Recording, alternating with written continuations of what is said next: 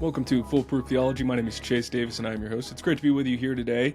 Today on the show, we got a special guest. I'm really excited to have him because I've read several of his articles. Haven't picked up his book yet, but I'll put a link to his book in the show notes.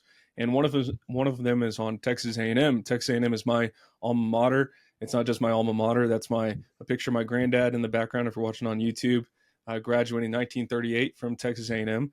So I'm a big fan of the school. I had a great experience there. Was heavily involved in church and also a couple campus organizations. So today on the show, we have Scott Yenor. He's a professor at Boise State University, also associated with the Claremont Institute. Scott, thank you so much for coming on the show today. Well, thanks for having me on, Chase. Good to meet you. Yeah, so you're a professor up at Boise State. What are you a professor in up there? I teach political science. My specialty is constitutional law. I teach some constitutional law classes, but my specialty is political philosophy. I did my dissertation on David Hume's corpus, and my two biggest books in the academic world are on the family, one in 2010 called Family Politics, and another 2020, Recovery of Family Life. I published a book on Hume in between those two. And so that's my primary lane in which I write. I write on feminism, the sexual revolution, and liberalism as it has eroded the family in our context. Man, that sounds like right up my alley, something my listeners would be very fascinated to read more about. So I'll make sure to try to find those books and put them in the show notes for the listeners. I am curious, is Hume was a thinker in the 18th century, is that right? Yeah, I mean, he died in maybe 1770-ish. Okay. And that's when he was a Scottish thinker, really one of the great Scots thinkers. Him and Adam Smith were contemporaries and friends. Okay, and you did your PhD on him, I'm assuming a dissertation at, where'd you do your dissertation? Loyola. I did my dissertation at Loyola University in Chicago, where one of the great Hume scholars, still living, John Danford, was my dissertation advisor. And it was called, roughly, it's been too long, The Moral Sciences of John Locke and David Hume was my dissertation. And then I kind of trimmed off the Locke and just wrote a book on Hume that was on his philosophy of common sense and why it was promising as an interpretation of science, but also how he violated his own principles when he discussed history and religion, and therefore became a little bit too dogmatically anti-religious, anti-Christian in his writings. Okay, cool. Yeah, there's a lot of thinkers in the 18th century like that I am familiar with loosely. But I'm glad there's people like you doing good work, deep dives on what's going on in the history of political thought, philosophy, all that kind of stuff. So you've been at Boise State for how long then? I got here in 2000. Are you trying to figure out how old I am? Is that what this is? This is not that. This is not that. I got here in 2000, and we raised our children out here in Boise, Idaho. So we've had a really great run out here. I read an article you wrote in I think it was this year, January of this year. Is that correct? The Anatomy of a Cancellation for First Things. Is that right? January 23? Yeah, I don't know exactly when it was written, but yeah, it was in the print edition of First Things, and called Anatomy of a Cancellation. So I read this article and I was just floored, thankful that you wrote the article, disturbed in a lot of ways by what had happened to you. I sent it to, I think some of my elders, some of my friends here at church, shared it on social media because I think it was very helpful. It sounds like, just a little background for the listeners. You gave a talk at NatCon in 21, and then you thought everything was fine. And then you came back November 29th, and all of a sudden the mob had come after you. Would you give my listeners kind of your story on what happened to you at Boise State regarding the anatomy of a cancellation? Yeah, I'll give a good thumbnail on that. So I actually wrote something in October of 21 for First Things called The Sexual Counter-Revolution. And I still look back at that article and I smile and warms my heart.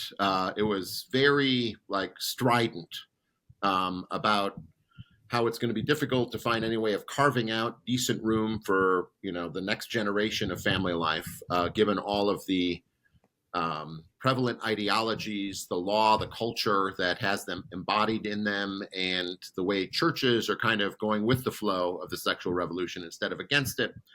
And so So this is what a counter-revolution would have to look like. And a lot, it didn't get me in any trouble. So I'm like, all right, well, I can do this in public. And so I gave a talk that focused only really on the feminism part at the National Conservatism speech in Orlando, where I basically said that great nations require great families, and great families can't be built on the basis of feminism. I tried to make arguments that feminism had made women unhappy, and point for a path forward to a soft patriarchal family system that would reconcile males and females to one another. But my criticisms of feminism were very strident in the and they reflect what I think in the speech. And about a month after the speech or so, I started getting emails trickling in, calling me names and stuff. And I've gone through this before at Boise State on the transgender issue in 2016-17. So I knew something big was going to happen, and the scale of it was like a molehill to a mountain. My first one was a molehill. This was a mountain. And at the end of this one, not only, people attacking my personal accounts, my financial stuff, my social media stuff, but they also made accusations that I discriminate in class. And so I ended up facing a Title IX tribunal and having to, fight back the charges. It was very easy to fight back the charges, in part because I've documented everything, all my dealings with students and my classroom behavior in the last 5 years since my first cancellation. I figured something like this would come up again.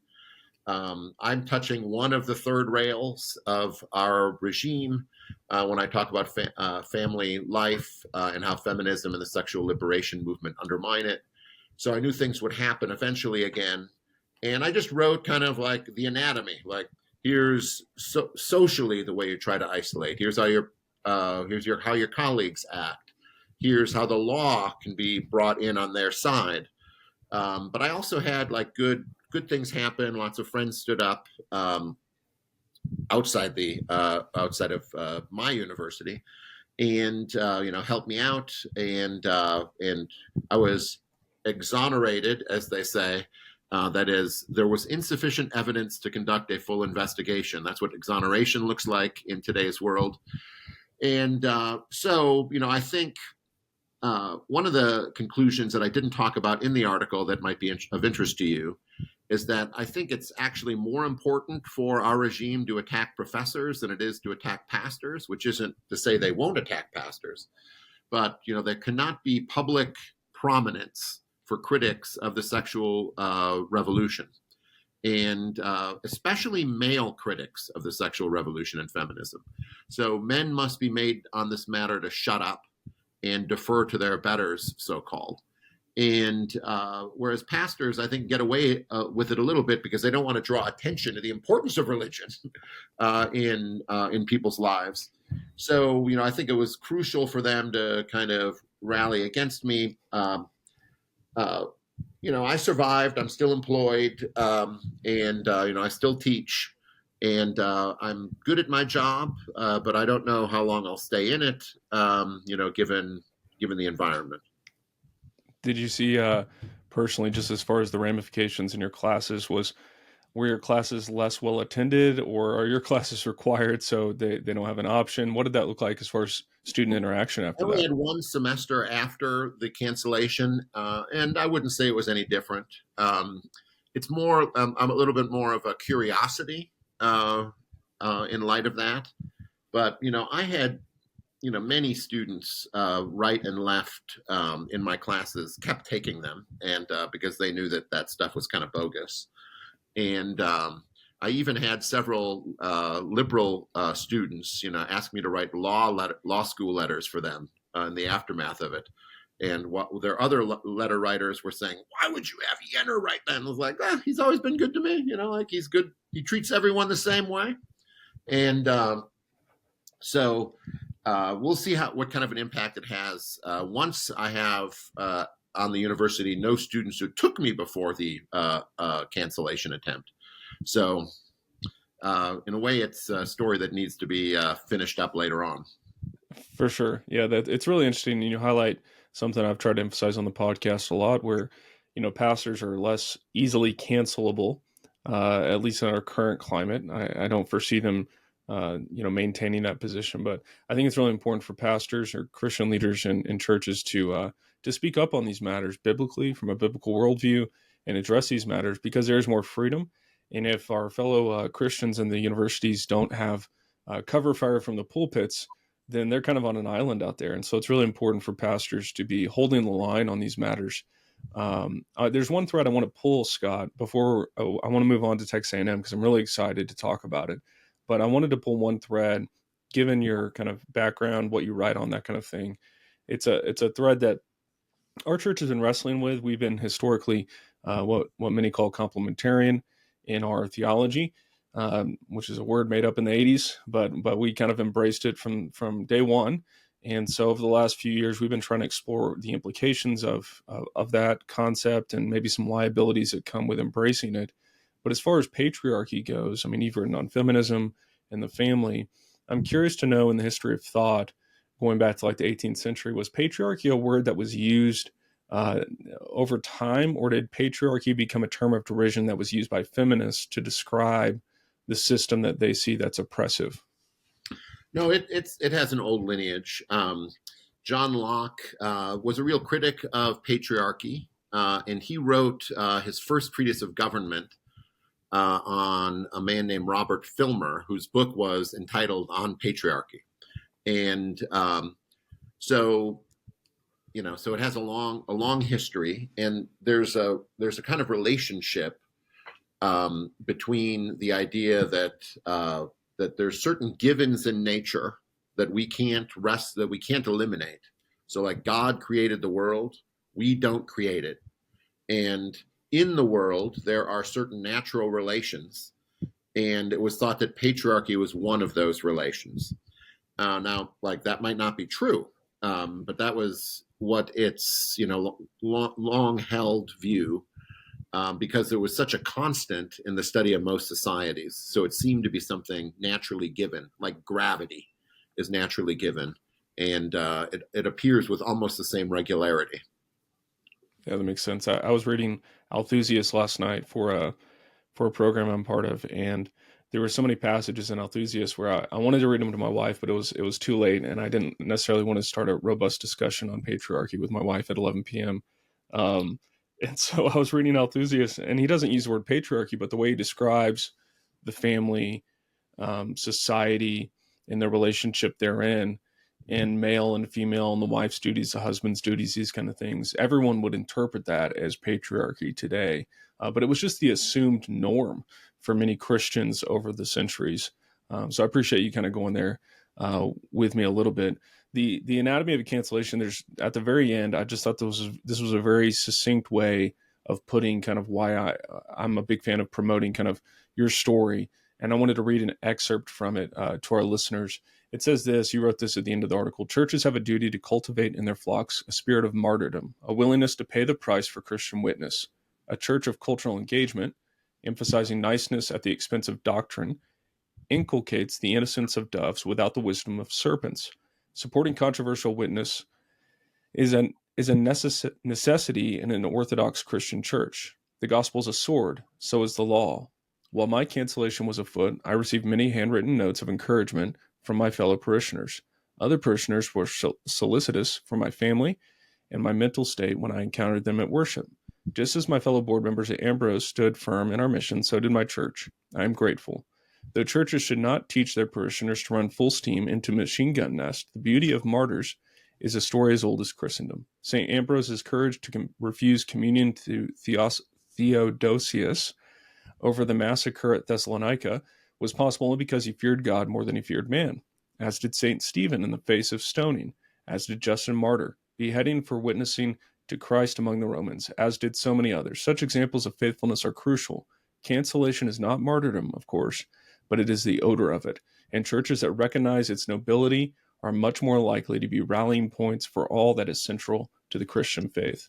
I just think that's a great call to action at the end there. Is that something you see churches are able to do today well, as far as, equipping their people well for, either cancellation or in the extreme martyrdom, or do you see a lot of churches struggling to grapple with our current reality and the different forces that are coming against them? Yeah, I mean, I don't know what the answer to that is. I think it's always a challenge um, to to separate the things that are important to Christian faith from the things that are important to your particular political regime. And the tendency is really to elevate things that are important to the regime at the expense of things that are important to a faithful, caring Christian witness. And obviously, in the last 5 years, we've seen tons of uh, churches worried more about regime-aligned sins, so-called, than we see people worried about like genuine, deep, troubled sins that are like directly related to a Christian witness. So I do think it's an ongoing problem, and the drift is to be more American than you are Christian, and it's great. Like we would like our laws to be kind of consistent with the Christian faith, and we should fight for those. But when the laws are like powerful and non-Christian, like they don't implicate it one way or the other, but then churches follow those laws as if they were gospel. That's, I think, the biggest, threat. I call them regime-aligned sins. They're sins only because of our regime, and so that's the distinction I would like to draw and say that churches should actually be concerned about like articulating that difference in some ways. Yeah, I agree. I think that's a really important topic for pastors and church leaders to consider is how to equip people to identify those and for pastors to name them for what they are rather than simply acquiescing to the narratives that are spun today regarding what's a sin, and really investigate God's word, look at God's word, and submit our lives to it comprehensively so that we can better understand it. Well, I did want to get to Texas A&M. I want to talk about your article, how Texas A&M went woke, which is based on an investigative report that you compiled, and I'll put a link to all this in the show notes as well. Obviously, I graduated in 2009 from Texas A&M. Met my wife there. We got married at A&M, so big fans of the school. As much as some people might call it a cult or whatever, it was very robustly Christian. In fact, the joke was it was more Christian than Baylor. It was a very conservative school generally, even though the professors are professors, and many professors nowadays are more liberal. But even then, the general climate is one steeped in tradition, a great military history, and so the students are kind of brought up in, educated, and informed in the traditions of the school that are passed down over generations. And so it's disturbing to know, I thought Texas A&M was kind of safe from a lot of this stuff. And all of a sudden this report comes out and I sent it to my dad, and both of us were like, no, this can't be. And so I wanted to hear more about how this happened, where this came from, and where it's going from you. Yeah. So the first thing I'd like to say is maybe orient our discussion a little bit. I'm 50, just a little over 50, and when I was in school, we heard a lot about the problem of tenured radicals. There was a lot of professors who were, leftist activists and brought that into the classroom. And that's one problem, and that's an old problem, the problem of tenured radicals. The new diversity, equity, inclusion craze is more of a top-down as opposed to the old bottom-up problem. It's a top-down problem because it's put on the university from the administration, and it regulates how departments, colleges, and all university units act. And so I think probably when you were there was a lot of bottom-up tenured radical stuff in some departments. And in a way, you can deal with that. You can avoid departments, you can avoid particular professors. But when it is a top-down matter, it's something that can't be avoided, and it ends up being the official policy of the university. And I would say that Texas A&M its embrace of diversity, equity, inclusion started. Its first steps were, even earlier than 2006, but it started writing strategic plans that it was going to hold university units to, departments, colleges, student affairs and stuff, in 2010, and put out a long strategic plan that was really about diversity, a diversity plan that emphasized three pillars: equity, climate, which means inclusion, and then accountability. It was going to hold units accountable for actually carrying out these things. Now, equity means more Blacks and women, and climate means more acceptance of the principles of DEI by students, faculty, and staff and administrators. And then accountability means measuring. How is what we're doing working and affecting student lives, faculty opinions, student opinions, staff opinions? And then, every 3 or 4 years, Texas A&M does a self-evaluation. It uses its accountability to measure how it's doing equity and climate. And then it's putting money behind units that do it well and putting less money behind those who are not doing it well. If you want a faculty hire, well, they'll be like, well, how are you doing on equity and climate? And it has committees that are there to evaluate this. So they have a very bureaucratic structure put in place after 2010. It builds up, it becomes more robust over the course of time. I want to talk to you a little bit about a couple of the things they do just to illustrate what happened. So that built up over the course of a decade. And then after the George Floyd incident of 2020, they released another more radical diversity plan and report where they basically said they have to tear down the traditions of Texas A&M if they're going to be able to combat systematic racism, because those traditions are themselves systematically racist. And, this was put out in the name of the Office of Diversity there. And I think is the official policy. It hasn't ever been rescinded. It's still on the website.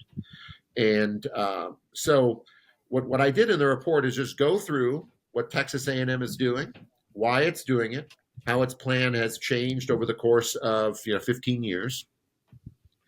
And so we released the report in early February, and instantly I think they saw they were in trouble because everything was very well documented.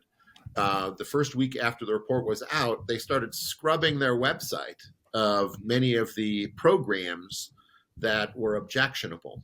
One of those programs is called STRIDE. It stands for something, STRIDE. They always have these clever acronyms. They end up being words. And in STRIDE was their program for how to onboard to hire faculty. So it was about faculty committee training. And in STRIDE, there were two very objectionable things. One, they required all faculty members who are all search committees to require diversity, equity, inclusion statements in their jobs. So the candidates would have to submit diversity, equity, inclusion statements. And two, they used what they call the Berkeley rubric. The Berkeley rubric is you screen every candidate for their opinions on diversity before you move to their actual files and see what their qualifications for the jobs are. And so these things were scrubbed off the website, and they put forward new handbooks that dropped the required DEI statements and made the Berkeley rubric one option among many options, which were all just variations on the theme of the Berkeley rubric, I think. So anyways, we exposed that. Then Texas A&M put out a list of talking points against the report. And in early March, a couple weeks after the thing was launched, we responded to show that they were just obfuscating or responding to charges that we never made. And that they were it became clear that the DEI infrastructure at Texas A&M was every bit as built out as it was at Texas Austin. There was more DEI personnel at Texas A&M than at Texas Austin. That's pretty striking because, I'm up here in Idaho, and I think of Texas A&M as one of the best public universities in the country. If you want to quote me on that, you can. And I think of Texas Austin as like wackadoodle. And more at A&M. And like, this is not a question. Like, I do think that Austin is more wackadoodle, but that's because of the bottom up, not the top down. The top down is every bit as, you know, as robust at A&M as it is at Austin. So, as this was going on in coordination with others, the Texas legislature considered things like the DEI office ban, and that was actually passed into law over the objections of Texas A&M. There was some drama at the end, but so the offices of DEI are now banned in the Texas systems. We'll see how that law is implemented. It's very difficult to implement the law like that. If the university wants to do something, it's hard to regulate it out of it. We've seen that with affirmative action bans. Universities find ways around them. We uncovered a Texas Senate meeting where the administration, the chief DEI officer, and the provost basically said, "Yeah, we have a way of getting around the ban on DEI statements. Don't worry." And they described it. I have it up on my Twitter feed. And like Texas A&M, it's like, I think it is still a good school because the student culture is way better than it is at other schools. And I still think it produces more pastors per capita than any public university. And I believe that it might be more Christian than Baylor from the perspective of student culture. However, like from the perspective of DEI administration, it's worse at Texas A&M. And that's hard to hear. One question I wanted to go back to was kind of at the beginning when this stuff came up. I remember when I was a student, there was Vision 2020. And as a student, you read that stuff and you're like, okay, sounds interesting, I guess. They're trying to grow the school, make it better. I mean, obviously the student population has exploded in the last 20 years at A&M. But I'm curious, was this a initiative that was like one person's idea? Was it, donor funded? Like who came up with this idea to kind of create this bureaucratic infrastructure for DEI at Texas A&M? No, it's hard to hang it on any one particular person. I mean, I do think that the chancellors have tolerated it. Several presidents have hit the gas pedal on it. But I do think that it's part of training, onboarding, and honor for people who run universities to promote diversity, equity, inclusion. That is, among other university educrats, if you are not pursuing diversity, equity, inclusion, there's a little worry about like what's wrong with you. And so it's a little bit like the idea that you should strategically plan itself. Like it's part of what it means to be a university administrator these days. And which is one of the reasons why it's hard to reform the universities, because everyone who's been prepared to lead universities, they go to the same conferences, they go to the same training sessions, they're validated by other people who do it. And in order to get that validation and honor, this is part of the job. So the more remarkable things are when people don't do it. Like that's what has to be explained, because doing it is just like having your heartbeat or breathing. And that's my impression of it. I mean, every university after the 20 unfortunate incidents of 2020, most every university put out statements, they formed committees, they doubled down on existing infrastructures, policies, and plans that had been laid out earlier. Like it was like there was a playbook. I think that during COVID, there must have been like a repository of emails, because other professors at other universities, we would share the COVID emails with one another. And it was like they were written by the same person. And so like that's the kind of hive mind that exists among administrators. Yeah, I've seen that as well. It's bizarre, but it's also indicates what I've tried to highlight is that And universities, particularly colleges of education, um, they're they are prime targets for discipling and making disciple makers in education departments as you train up teachers. And so you get a whole system of universities that brings in young minds, 18-year-old, 19-year-old, 20-year-old, teaching them what it means to be a good teacher, how to make good students, you know. And if they all have the same approach, which is a DEI approach, those teachers then go become kindergarten teachers, and then, you know, high school teachers, and then they, you know, if they're career minded, they want to get into administration and they want to be a vice principal somewhere, they want to go into college or anything like that, and they're all getting, like you said, the same training, the same equipping, and unbeknownst to them, they are, you know, becoming radical trainers themselves, where they're promoting this stuff in schools, and if they are not promoting it, they're at least tolerating it. Where you've got nonsense in schools on the different books that are used, the different curriculums, and so it becomes a whole system of DEI, and more, even more expansive than that. So it's a hard thing to grapple with. I guess one thing I would want to know, okay, given that's the landscape and it seems pretty bad, what options, or what can we do about it? What can be done to combat this stuff? Well, we see two of these movements afoot right now, one in Florida and one in Texas. So what is happening in Florida is they are putting the college curriculum under more political control. By which I mean, the people of Florida fund the universities. They can make demands as to what the universities do. One of the things that they're making demands on is reform of the general education requirements that the universities in Florida must, adhere to or must teach, and trying to dictate curriculum from the position of political authority. It makes sense. The people of Florida should be able to weigh in on what an educated citizen of Florida is. You do it by having standards in K through 12. Why not also do it by having some standards in higher ed? And at the same time, Florida, like Texas, is undertaking an effort to reach into the university bureaucracies and order them not to do particular functions.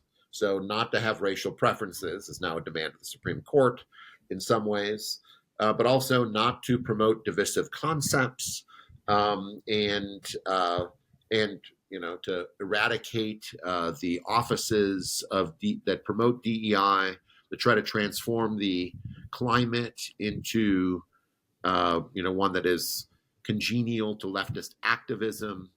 So I think that effort is an important one, and more comprehensive than the other one, which is kind of a smaller effort in Texas, which is just to rid the university not of racial preferences, but also of DEI offices, and maybe eventually of some DEI programming. Both those endeavors are very difficult. Like, both of them are difficult, and but those are attempts to bring public universities under political control, because they are political institutions. They are reflecting a vision of education and what an educated citizen will be, and therefore the people of those states should have some say in it. My hope is that those efforts multiply, and there are other states that get on board, because it's an important effort.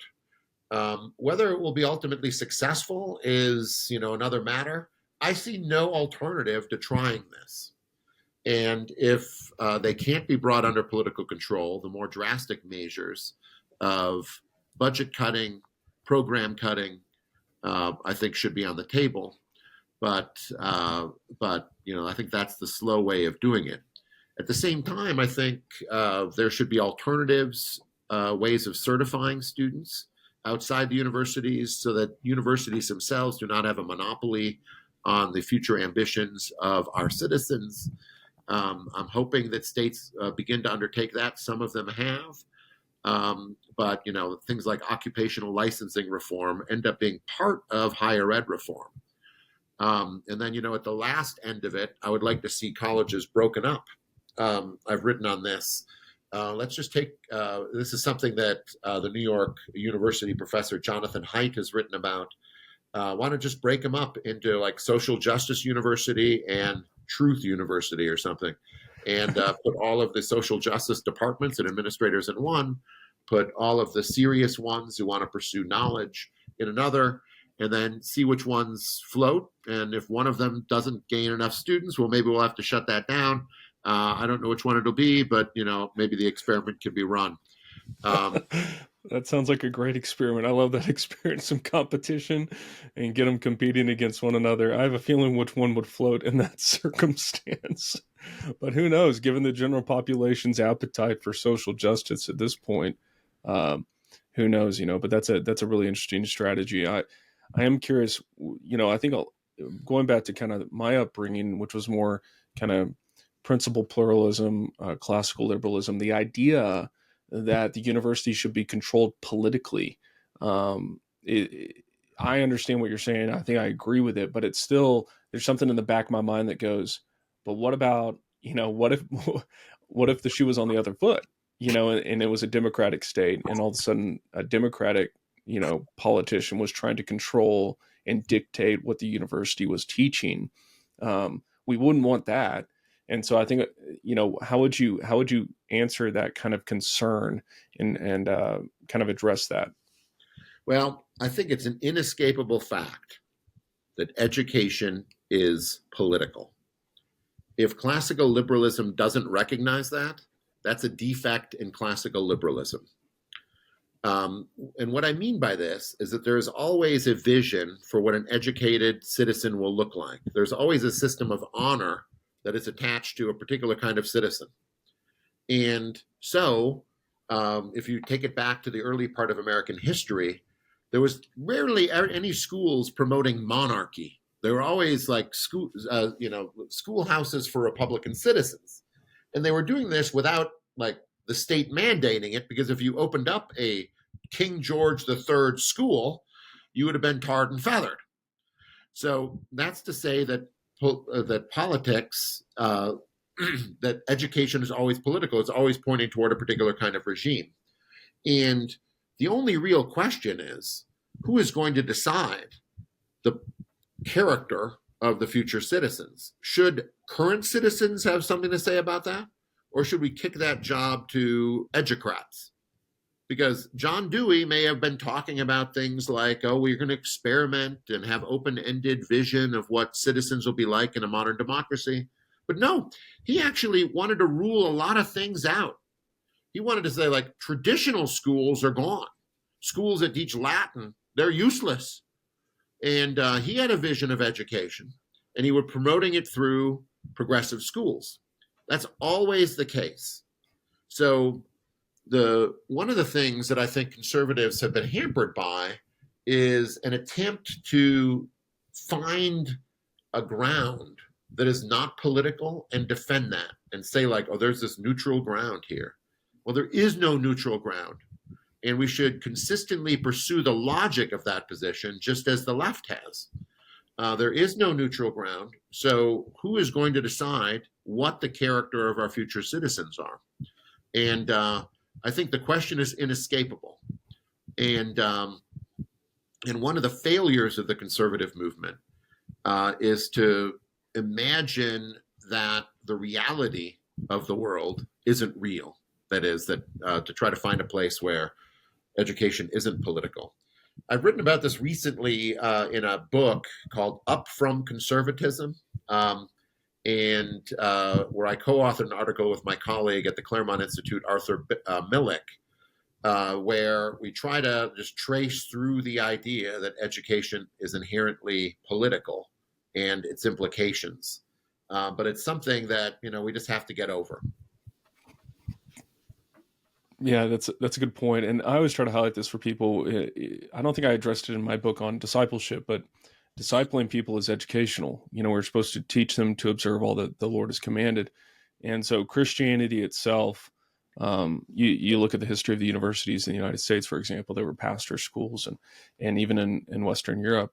And so there's always an aspect of Christianity that is educational. And if what Scott's saying is true, which I tend to believe it is, that education is political, well, we even see that in the Great Commission, where Jesus is saying, all authority on heaven and on earth has been given to him, and Christ is Lord. And so we should take that seriously, and we should disciple people with that in mind. And we should consider, the means and mechanisms of the educational system today, how we're participating, what we're doing as a means of disciple making. And that's why I try to highlight for people that these what you call educrats, which I think is a great way to say it, they're disciple makers. They're making disciples. And we see this prolifically in elementary, high school, how the social contagion of transgenderism is just prolific right now. This is a disciple making effort into a particular, I would say, religion. And so I think it's important for Christians who are moderately conservative to get out of fantasy land and get serious about there being no neutral ground. I think that's really good encouragement. One kind of final question I had is, let's say you're a student at A&M or any of these other universities, and you see this stuff coming up. You've got to take these classes. It's part of the curriculum. What options do you have? I mean, I think what A&M has going for it is a highly involved student body. I don't know how to compare it to other universities because I was just part of it, but like, it seemed like everyone is part of a campus organization. Student government is big there. That's how I actually met my wife. We were freshmen and we were campaigning for student body president for the same person. And so like student involvement at A&M is a big deal, but there's this kind of idea that we have an impact here. We can make a difference here. But the system you're describing, sounds like the students can't do anything. So what might a student do in that kind of environment? Well, I mean, I think there are, short-term and long-term things. The first thing I just want to kind of clarify something about the saying that education is inherently political. Like, I mean, in a comprehensive way, this is what you were pointing to. It's not necessarily partisan in the sense that it's Democrat or Republican. It's regime level forming.